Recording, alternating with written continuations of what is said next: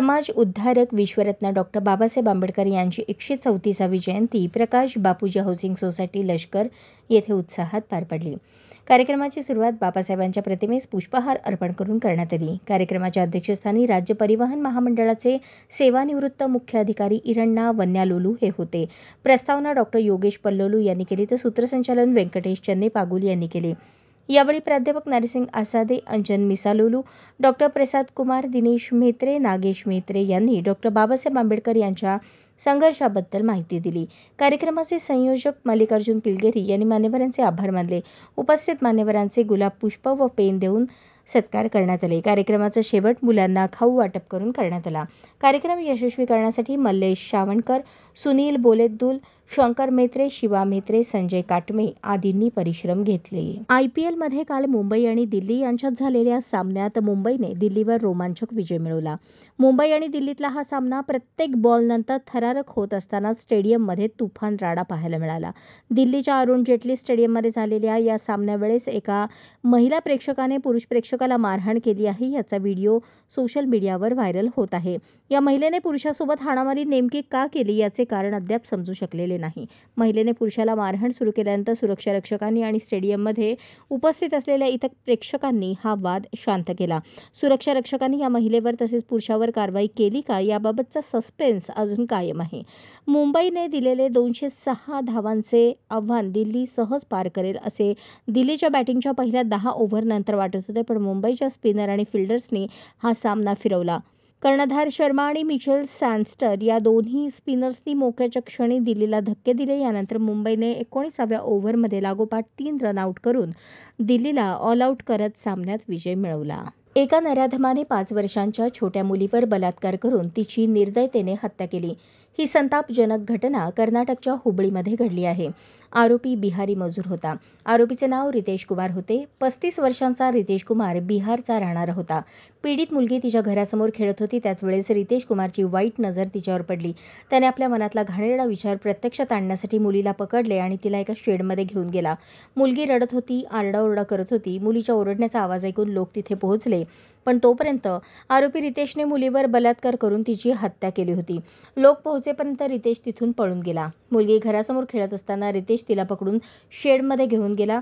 हे सगळं तिथल्या CCTVमध्ये रेकॉर्ड झालंय। आरोपी रितेश विरोधात पॉक्सो अंतर्गत हत्या, पोलिसांवर हल्ला आणि हत्येचा प्रयत्न करण्याचा गुन्हा दाखल झाला। पोलिसांनी रितेशला पकडले। त्यानंतर त्याची काही कागदपत्रे घेण्यासाठी आणि त्याची ओळख पटवण्यासाठी त्याला त्याच्या घरी नेले। त्यावेळेस रितेशने पोलिसांवर दगडफेक केली आणि पोलिसांच्या तावडीतून निसटण्याचा प्रयत्न केला। पोलीस आयुक्त शशिकुमार म्हणाले की रितेशने त्याची ओळख पटू नये यासाठी तो सर्व कागदपत्रे देत नव्हता आणि ओळख लपवण्याचा प्रयत्न केला। रितेशने पळून जाण्याचा प्रयत्न केला। त्यावेळी आमच्या महिला अधिकारी सब इन्स्पेक्टर अन्नपूर्णाने रितेशला इशारा देण्यासाठी हवेत गोळीबार केला, पण त्याने पळून जाण्याचा प्रयत्न केला। त्यावेळी पोलिसांनी त्याच्यावर 2-3 राऊंड फायर केले। त्यात एक गोळी त्याच्या पायात आणि दुसरी पाठीत लागली। रितेशला लगेच रुग्णालयात नेले। तिथे डॉक्टरांनी त्याला मृत घोषित। चारित्र्याच्या संशयातून डॉक्टर पत्नीची डॉक्टर पतीकडून हत्या करण्यात आली आहे। डॉक्टर अर्चना राहुले असे हत्या झालेल्या महिलेचे नाव आहे, तर पती डॉक्टर अनिल राहुले आणि दीर रवी राहुले अशी आरोपींची नावे आहेत। नागपूर शहरातील या घटनेची माहिती मिळताच पोलिसांनी घटनास्थळ गाठत पुढील कारवाई सुरू केली आहे। मात्र या घटनेने खळबळ उडाली आहे। मिळालेल्या माहितीनुसार डॉक्टर अर्चना या मेडिकल रुग्णालयात फिजिओथेरपिस्ट विभागात सहाय्यक प्राध्यापक होत्या, तर आरोपी पती डॉक्टर अनिल वय 52 हा छत्तीसगड रायपूर येथे वैद्यकीय महाविद्यालयात डॉक्टर होता। घटनेच्या वेळी पतीने पत्नीचे हातपाय बांधून ठेवले तर त्याच्या भावाने डोक्यावर रॉड मारला अशी माहिती समोर आली आहे।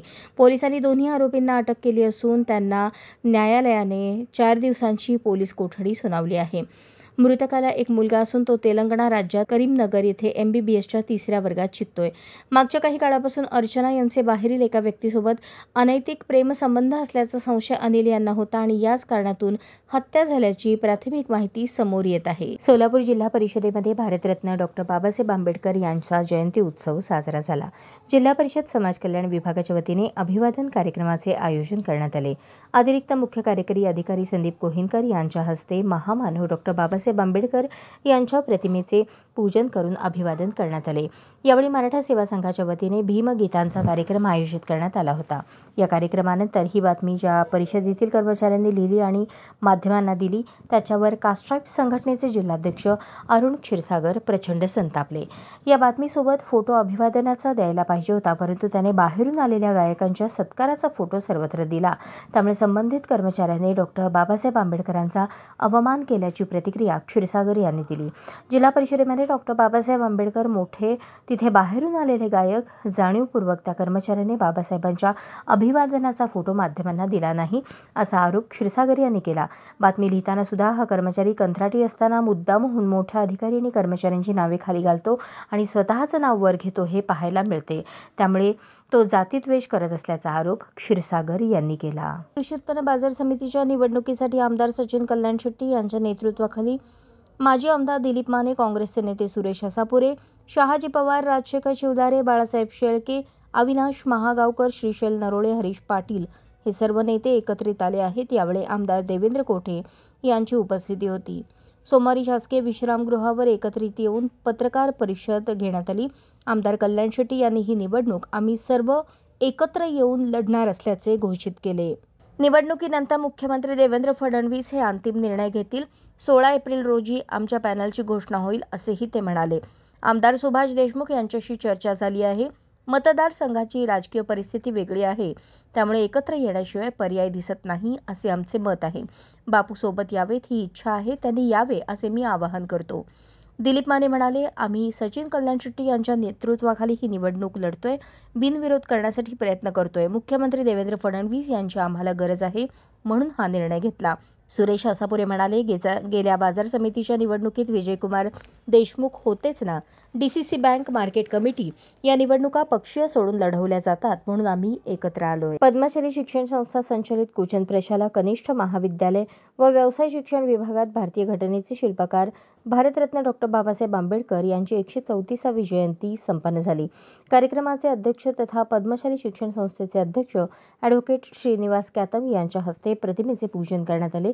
याप्रसंगी प्राचार्य युवराज मेटे, उपप्राचार्य अनिल निंबाळकर, उपमुख्याध्यापक मधुकर धर्मसाले, पर्यवेक्षक दत्तात्रय मेरगू, प्रणिता सामल, मल्लिकार्जुन जोकारे उपस्थित होते।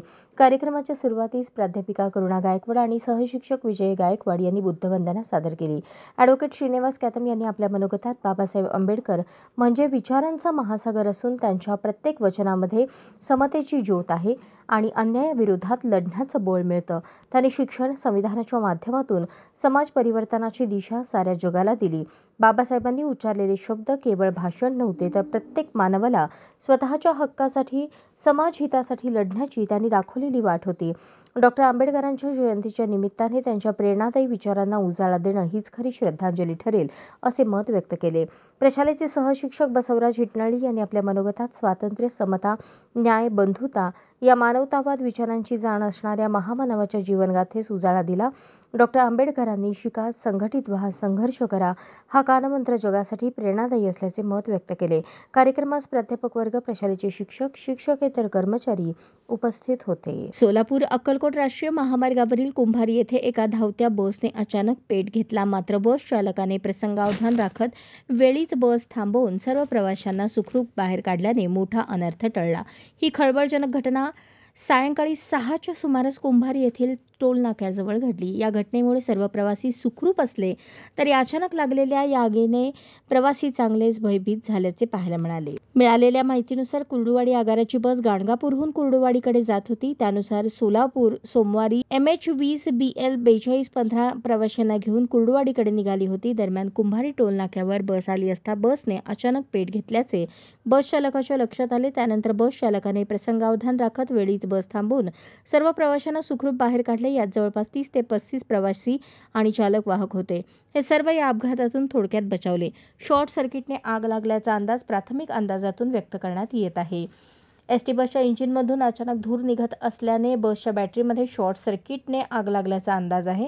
मात्र बस चालक प्रशांत पांचाळ यांनी प्रसंगावधान राखत सर्व प्रवाशांना खाली उतरवले आणि स्वतःही इतर प्रवाशांचे सामान घेऊन खाली उतरले. त्यानंतर बसने पेट घेतला.